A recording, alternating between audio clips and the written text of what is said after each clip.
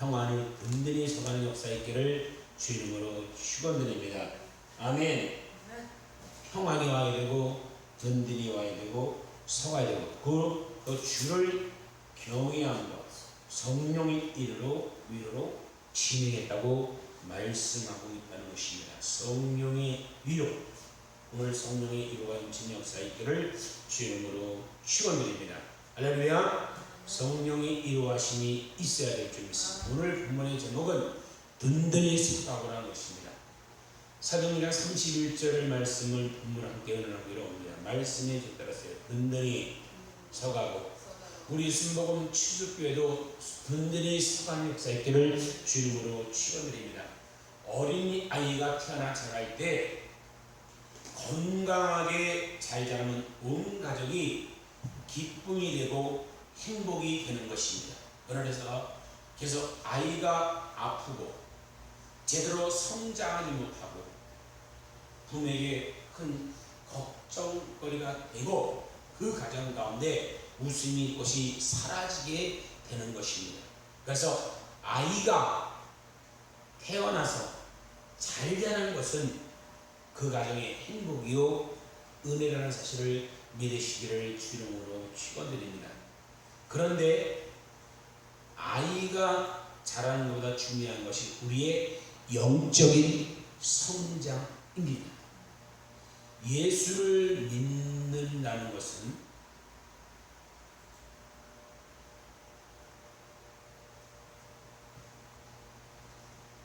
예수 안에 성장이 되라고 말씀하고 있습니다. 그래서 예수 믿는다는 날마다 우리는 달라져야 됩니다. 영적으로 성장이 돼야 된다는 것입니다. 그래서 우리는 주님의 기뻐하시는 주님께 영광을 돌리는 많은 열매를 맺는 모습으로 살아가는 우리가 되어야 된다는 것입니다. 예수님께서 요한복음 15장 8절에 말씀합니다. 너에게 열매를 많이 맺으면 내 아버지께서 영광을 받을 것이고 너도 내 제자가 되리라고 말씀하고 있습니다. 예수를 믿고 우리가 많은 열매를 맺어야 되는데 거기는 사랑의 열매가 맺어야 되고 기쁨의 열매가 있어야 되고 인내의 열매가 있어야 되고 온유의 열매가 있어야 되고 겸손의 열매가 있어야 되고 많은 열매를 맺어야 된다는 것입니다. 그래서 예수님의 제자들을 제대로 인정받는다고 말씀하고 있다는 것입니다. 오늘 문제 있는 교회마다 가만히 들여다보면 오래 교회는 다녔지만 신앙에 성숙하지 못한 사람들, 그분들로 인해서 일어나는 문제인 것을 잘 알 수가 있다는 것입니다. 절대로 교회를 어지럽게 하고 문제를 일으키는 사람들이 초신자가 아닙니다. 교회를 다닌 지 5년, 10년, 20년 지나서 직분을 맡은 분들이 신앙의 영유는 쌓여서 직분은 맡았는데 영적으로 성숙하지 못하고 초보적인 신앙에 머물러 있으니까 늘 부정적이고 늘 불평하고 늘 원망하고 그래서 교회를 흔들어 놓고 교회에 큰 어려움이 가져오게 되는 것입니다. 그래서 우리는 예수 믿고 나서 날마다 믿음이 성장해야 될 줄 믿습니다. 어린아이가 자라지 못하는 것이 부모의 염려가 되듯이 우리에게는 믿음이 자라지 않으면 하나님 아버지께서 우리 때문에 염려하시고 근심하게 하시는 것이 된다는 것입니다. 그래서 날마다 우리들은 신앙의 더 나은 모습으로 성장하고 또 성장하고 또 성장되기를 주님으로 축원드립니다. 오늘 본문 말씀은 사도행전 9장의 배경을 하고 있는데 사도행전 9장을 보면 예수님의 최대 복음 전쟁하던 사도 바울이 핵심이 나옵니다. 그가 교회를 핍박하는 자로서 예수 믿는 사람을 붙들러 가다가 다메섹 도상에서 빛 가운데 오시는 예수를 만났고 꼬꾸라졌습니다. 3일을 금식하고 회개하다 그러다가 안수를 받고 성령 충만을 받은 다음 그 남은 일생을 함께 헌신에 바쳤던 사람이 사도 바울입니다. 오직 예수님만 위하여 살다가 예수님을 증거하다가 살다가 그는 네로 시대에 목배를 당한 순교였던 사람이 바로 바울 사도입니다. 그런데 이 사울이 잘 인도하고 주님의 일을 할 때 큰 도움을 준 동역자가 그의 선배가 되고 동역자가 된 바바라는 분이 있습니다. 둘이 함께 힘을 합해 사역할 때 교회의 큰 복이 다가왔다는 것입니다. 첫 번째로 교회가 든든히 서가고, 아멘. 먼저 교회가 든든히 서가라고 하는데 교회 든든히 서가는 모습이 함께 생각해 보기를 합니다. 스데반 집사가 돌에 맞아 순교한 이후 교회가 큰 핍박이 시작됐습니다. 그래서 예루살렘 교회의 모든 성들이 뿔뿔이 흩어져게 됐습니다. 그 설명이 사도행전 7장 60절로 8장 1절에 나옵니다. 무릎을 꿇고 크게 불러 이르되 주여 이 죄인을 그에게 돌리지 마옵소서. 이 말하고 자니라.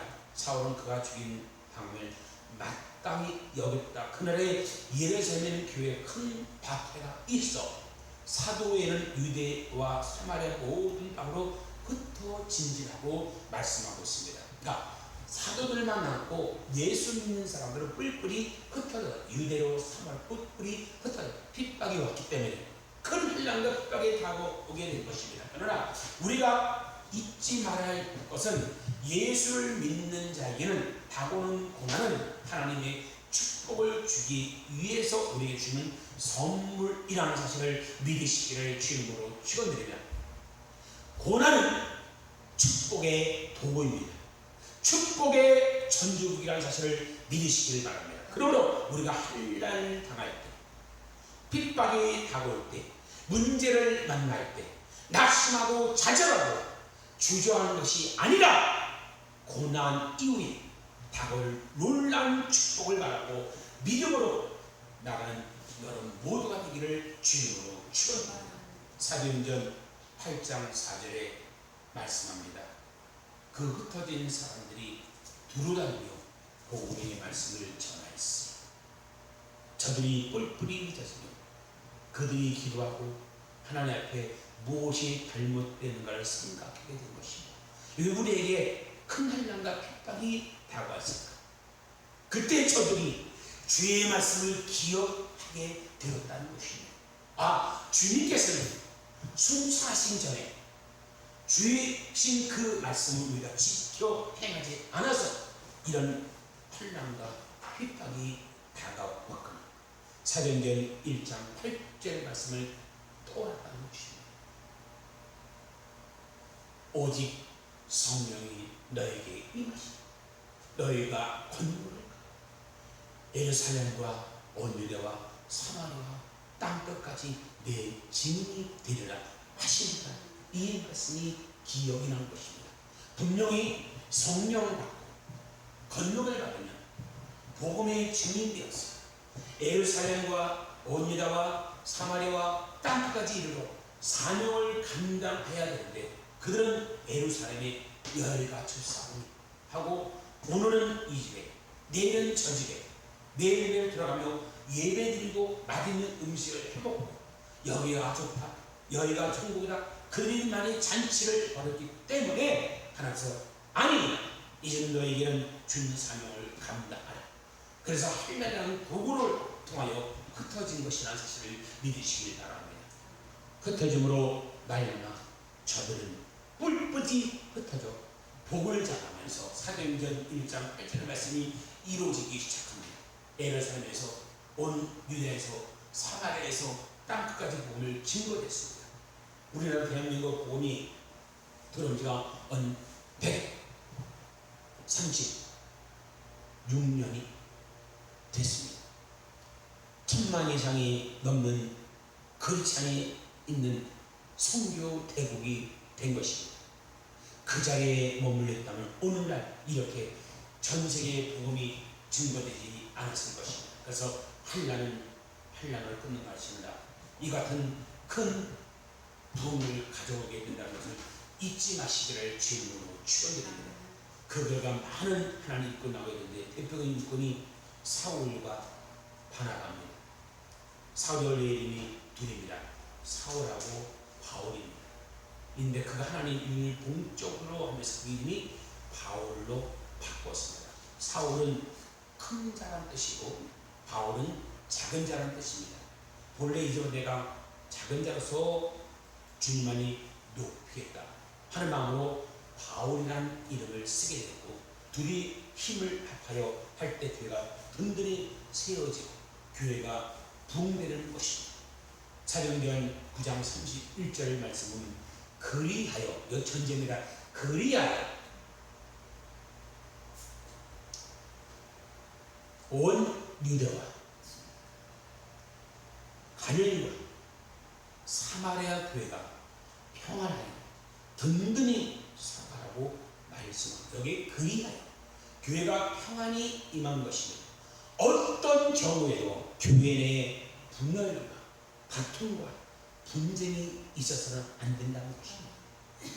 우리는 마귀하고 싸워야 돼. 이단과 싸워야지. 믿는 사람끼리 싸우면 안 된다는 사실을 믿으시길 바랍니다. 하나님 기뻐하지 않는 것입니다. 그래서 우리가 성도끼리는 더욱 사랑하고 용서하고 화목하고 하나됨을 이루고 힘을 모아서 이 복을 만방에 전하는 도움이 증인이 되는 것이라는 사실을 믿으시기를 주님으로 축원드립니다. 사도 바울이 감옥에 편지를 쓴 옥중서신 가운데 옥중서식은 빌리보, 에비, 골빈, 에베소서, 빌리보서, 그다음에 골로새서가 옥중서신인데 옥중서신 하나만인데 빌리보서의 빌리보 교회 편지 보내는 가운데 빌리보서 2장 1절로 5절에 이와 같은 권면의 말씀이 있습니다. 그러므로 그리스도 안에 무슨 권면이나 사랑이 무슨 위로나 성령이 무슨 교제나 궁일이나 자비겠거든 마음을 같이하여 같은 사랑을 가지고 뜻을 합하여 한 마음으로 부르고 아무 일이든지 다툼이나 허용하지 말고 오직 겸손한 마음으로 각각 자기보다 남을 아끼고 각자 자기를 돌볼 뿐 아니라 각각 다른 사람들을 돌보아 나의 기쁨을 충만케 하려 너희는 이 마음을 곧 그리스도의 예수의 마음이라고 말씀하고 있습니다. 예수님의 마음을 갖고 주님을 섬기고 예수의 마음을 갖고 사랑을 하고 주님의 영광을 드러내는 모두가 되기를 바랍니다. 톰 네이너 목사님이 계십니다. 톰 네이너 목사님 말씀에 교회의 연합을 험담만큼 잘 파괴하는 것도 드물다. 교회에서 생기는 험담 문제에 어떻게 대응할까? 첫 번째, 험담거를 만들 말해야 합니다. 둘째, 험담을 늘어놓는 교인이 만나면 이런 험담도 듣고 싶지 않음을 그러만이 퍼지지 않기를 바란다. 알려주면 된다. 험담을 거쳐 연합을 도모한 자가 되라고 말씀하셨습니다. 입만 열면 부정적으로 말하는 사람이 있습니다. 좋은 것이 그렇게 많은데도 좋은 것이 얘기지 않냐고 문제가 되는 것은 어떻게 잘 해결하는지 쫓기개처럼 지어가지고 이거 문제입니다. 이거 문제입니다. 하는 분이 있습니다. 입만 열면 좋은 얘기를 하지 않습니다. 늘 부정적인 얘기를 하나 그러나 그러한 신앙 모습에는 하나님의 은혜와 축복이 없습니다. 율법만 있고 의롭만이 있는데 결국 그것은 늘 이웃과 부치고 상처를 주고 하는 삶이 되고 만다는 것을 잊지 마시기를 주님으로 축원드립니다. 가만히 살펴면 긍정적인 말을 하고 긍정의 모습을 살아가는 분들이 하나님 복을 많이 받고 늘 부정적으로 보고 부정적인 말을 하는 사람들이 교회 아무리 오래 다녀도 잘 된 건 없어요. 여러분의 선택입니다. 주여 내가 절대 믿음 안에서 살게 하여 주시고 어떤 경우에도 긍정적인 말하고 긍정적인 생각만 하고 긍정적인 행동하게 하여 주옵소서. 그때 복이 임하게 된다는 사실을 믿으시기를 주님으로 축원합니다. 나가서 교회에 좋은 것을 많이 자랑해야 될 줄 믿습니다. 자랑도 부족할 텐데 자랑을 많이 하는 목사님들을 주님으로 축원합니다. 그래서 주님이 기뻐하고 복의 복을 더해준다는 사실을 믿으시기를 주님으로 축원드립니다. 신앙이 그렇게 되기를 바랍니다. 하나님 영광 받는 것입니다. 가진 것 없어도 비록 장애가 있어도 주님의 섬기는 은혜가 있으니 기뻐하는 것입니다. 주일날 교회가 나가는 시간만 손꼽아 기다리는 것입니다. 이와 같은 신앙이 되기를 주님으로 축원드립니다. 두 번째입니다. 주를 경외하는 삶을 사시기를 바랍니다. 여러분, 이것이 교회가 든든히 서가는 모습입니다. 교회가 든든히 서가려면 둘째로 우리 주님을 경외하는 삶을 사시기를 바랍니다. 사도행 9장 31절의 말씀에 뭐라고 말씀합니까? 주를 경외함과 성령의 위로로 신앙하여 수가 더 많아진지라. 주님을 경외한다는 것은 두렵고 떨리는 마음으로 주님을 섬기는 것을 말합니다. 주님을 경외하는 마음이 없으면 우리는 방종합니다. 주님이 나를 불꽃 같은 눈으로 보신다는 것을 알고 늘 주님이 앞에 우리 마음가짐과 몸가짐이 바로 해야 되는 것입니다. 주님 보시기에 늘 부끄러지지 않는 삶을 사시기를 바랍니다. 세상에 적당히 죄와 타협을 살고 거짓말하고 남을 속이고 내 안에 있는 감정을 하면서 헐기버리고 다투고 싸우면 우리 주님이 기뻐하지 않으시는 것입니다. 자꾸 잘못된 일을 하면 주님의 채찍질이 임하게 되는 것입니다. 잠언 3장 11절 12절은 뭐라고 말씀합니까? 잘못된 길을 가면 주님이 채찍하는데 네 아들아 야의 징계를 경히 여기지 말라. 그 꾸지람을 싫어하지 말라. 대저 여호와께서는 사랑하는 자에게 마침 아비가 기뻐하는 아들을 징계함 같이 하시느라고 말씀하고 있습니다. 여러분의 자녀 잘못될 때 부모가 그냥 내버려두면 완전히 그 자녀가 타락한 삶을 살아가는 것입니다. 잘못됐을 때 바로잡고 단단히 혼을 내야 다시는 잘못된 길을 가지 않게 되는 것입니다. 오늘날 부모들이 아이를 제대로 양육하지 못해서 가정마다 많은 어려움이 있는 걸 보면 눈물로 기도 자녀를 양육하고 믿음으로 훈계하고 그 자녀의 일생이 바르게 되어야 한다는 것입니다. 절대로 세상을 향하여 나가가면 안 된다는 것입니다. 잘못될 때 어미 부주고 바로잡아 하나님 영광을 돌릴 때 하나님 복을 내려 주시는 것이라는 사실입니다. 히브리서 12장 28절로 29절은 하나님 경외하는 삶에 대해 이렇게 얘기하고 있습니다. 그러므로 우리가 흔들리지 않는 나를 인정 은혜를 받자 이로 말미암아 경건함과 두려움으로 하나님을 기쁘게 섬기실지니 우리 하나님은 소멸하는 분이시라. 두려워 떨린 마음으로 주를 섬길 때 하나님의 은혜가 임하게 되는 것입니다. 막문의 여호와 하나님께서는 경외하는 마음을 갖고 살지 않으면 우리가 큰 복을 받지 못하게 되는 것입니다. 청와대 구통이 불러서 간다고 해도 옷을 정전하고 그리고 두려운 마음으로 갈 텐데 막문의 여호와 하나님 앞에 매주 주를 부르시는데 우리가 두렵고 떨린 마음으로 주님은 나와 주님께 찬양하고 주님께 경배할 때 복의 복을 더해 준다는 사실을 믿으시기를 주님으로 축원합니다. 잠언서 1장 7절을 이렇게 말씀하고 있습니다. 여호와를 경외하는 것이 지식의 근본이거늘 미련한 자의 지혜와 훈계를 멸시하리라고 말씀하고 있습니다. 잠언서 23장 17절 18절은 이렇게 말합니다. 내 마음으로 죄인을 형통함을 두려워하지 말고 항상 여호와를 경외하라. 정령이 내 장래가 있겠고 내 소망이 끊어지지 아니하리로다. 할렐루야. 미국 최초의 해외 선교사 에도 남 서슨 선교사가 있습니다.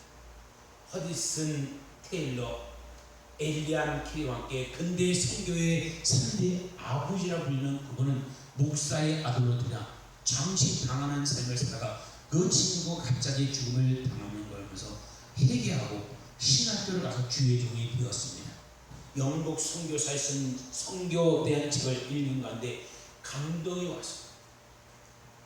나는 이제 앞으로 선교사 길을 가겠다. 주변 쌀이 다 말입니다. 그때 말합니다. 하나님은 나를 성교에 쓰시라고 부르셨습니다. 이곳에 남아서 일을 해도 하나님의 일을 하는 것이지만 하나님 뜻에 온전히 순종한 것이 아닙니다. 나라에게 전적으로 드린 순종하겠습니다. 그래서 인도에 갔다가 성교사 한 사람도 없고 복음을 전혀 들어보지 못한 미얀마 양곤에 들어가서 복음을 전하기 시작합니다. 얼마나 많은 어려움이 있는지 그 고난을 살펴보았습니다. 선교를 통해서 많은 열매들이 맺혀지자 미얀마 정부의 박해가 시작되었고 열대성 열병으로 온 가정이 수차례 죽은 고기를 넘긴 가운데 아들이 이 열병으로 탄 지 6개월 만에 죽었습니다. 나중에 가족들이 계속 죽었습니다. 영국과 미얀마 간에 전쟁이 일어났는데 이 사람은 미국 사람인데도 불구하고 간첩으로 오인되어서 1년 6개월 동안 감옥에 세사들을 묶여 거꾸로 내고 온갖 고문을 당하였습니다. 그래야 그가 풀려난 지 몇 년 후 아내와 딸이 전염병으로 죽었습니다. 다시 재혼하는데 그 재혼한 아내도 병으로 죽었습니다. 그때가 13명의 아들을 낳았는데 7명이 세상을 떠났습니다. 1850년 본인도 병으로 죽었지만 37년 사역 동안 이와 같은 풍성한 열매가 나서 후배의 선교사 1163명을 감독에 키워냈고 최초로 미얀마 성경을 번역했는데 지금도 미얀마 목회자들이 200년이나 지난 그 성경을 사용하고 있습니다. 미얀마 영어 성경을 완성했는데 이는 다음 세대 선교사에게 언어 훈련에 좋은 유산이 됐습니다. 1850년 62세의 나이로 세상을 떠날 때 교회가 하나도 없던 미얀마에 63개의 교회가 성장하게 되었고 7,000명의 세례를 받았으며 현재 300만 이상의 예수를 믿고 있다는 것입니다. 아멘. 그는 이와 같은 고백합니다. 이 세상에 제일 귀한 것은 예수 나를 위하여 돌아가신 십자가의 이야기입니다. 그보다 더 귀한 것은 없습니다. 한평생 예수 그리스도 십자가만을 증거하여 살아가는 여러분 되기를 주님으로 축원합니다. 할렐루야. 세 번째입니다. 성령의 위로하심입니다. 주님을 경외한 삶을 살아가게 될 때 셋째로 성령의 위로하심이 임하게 되는 겁니다. 오늘 31절 보니까 주를 경외함과 성령의 위로하심이 임하게 되는 것입니다. 성령이 우리를 도우시는 것입니다. 우리가 피곤하고 우리가 지치고 외롭고 상처 있고 쓰러지고 있을 때 성령이 우리를 붙들어 주시고 위로해 주시고 일으켜 주시고 샘을 공급해 주는 것입니다. 그러므로 고난이 당할 때 주님만 바라보기를 주님으로 축원합니다. 고난이 얼마나 심한지 누가 8장 36절에 이와 같은 기록이 있습니다.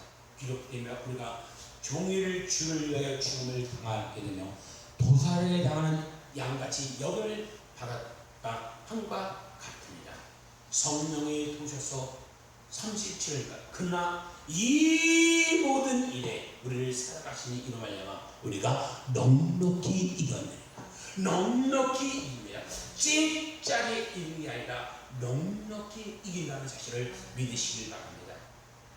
겨우 간신히 이긴 것이 아니라 성령의 도심으로 넉넉히 이길 수 있다는 사실을 믿으시길 바랍니다. 그러므로 예수 믿고 한평생 살아가는 동안 어떤 환난과 어떤 압박과 도전이 다가오고 문제가 어려움이 다가오고 낙심하지 마시기를 바랍니다.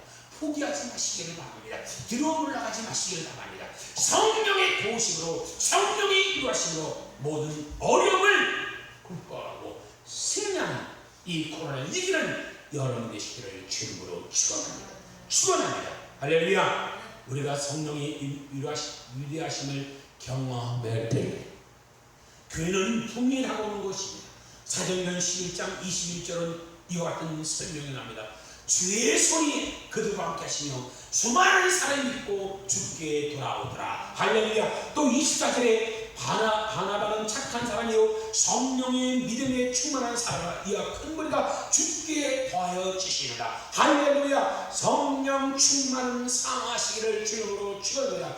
이곳에 있는 모든 우리가 오늘 성령 충만, 오늘 유튜브로 오는 모든 사람도 성령 충만하기를 주님으로 축원드립니다. 할렐루야. 그래서 성령 충만을 받고 넉넉히 이김 역사있기를 바랍니다. 이 축복받기 바랍니다. 핍박이 각오하고. 할렐루야. 아멘. 성령의 도시로 우리는 넉넉히 이길 수 있다는 것입니다. 주님이 은혜와 주님의 기쁨이 충만한 역사있기를 주님으로 축원드립니다. 할렐루야. 사도행전 13장 7절에 선교 모습이 나옵니다. 선교 여행에 있어서 비실리아 안디옥에 일어난 이야기를 설명하고 있습니다. 사도행전 13장 49절 보면 52절에 주의 말씀이 그 지방에 두루 퍼지매 이에 유대인들이 경건한 귀빈과 그 신의 유력자들이 선동하여 발과 가발을 빡하게 하여 그 적을 쫓아내니 두 사람이 그들을 당하여 발에 축구를 떨어버리고 이곳 영혼으로 가거늘 제대로 기쁨과 성령이 충만하더라. 성령의 충만으로 만약 교회가 폭발적으로 부흥이 일어나는 것입니다. 주여 우리 일생 동안 성령 충만을 충만해서 주의 안에서 늘 승리자의 삶을 살게 하여 주옵소서. 날마다 교회가 풍하고 또 풍하게 하여 주옵소서. 하나님의 영광이 온 천하에 다니며 나타나게 하여 주옵소서. 이와 같은 축복받는 생활을 하는 저와 여러분 되기를 주님으로 축원합니다. 기도하겠습니다. 사랑과 은혜가 자비하신 하나님 아버지, 우리가 예수를 믿고 하나님의 자녀로 살아가는 것처럼 큰 복이 없습니다. 우리가 예수 믿고 거듭난 이로 믿음이 날마다 자라서 견고히 하여 주시고 하나님의 경외하는 삶을 살게 하여 주옵소서. 성령의 이루하심이 있어 모든 문제와 어려움을 이기고 넉넉히 승리하는 우리 모두가 되게 하여 주옵소서. 감사하며 우리 주 예수 그리스도 이름으로 기도드리옵나이다. 아멘. 우리 말씀을 통솔하게 하겠습니다.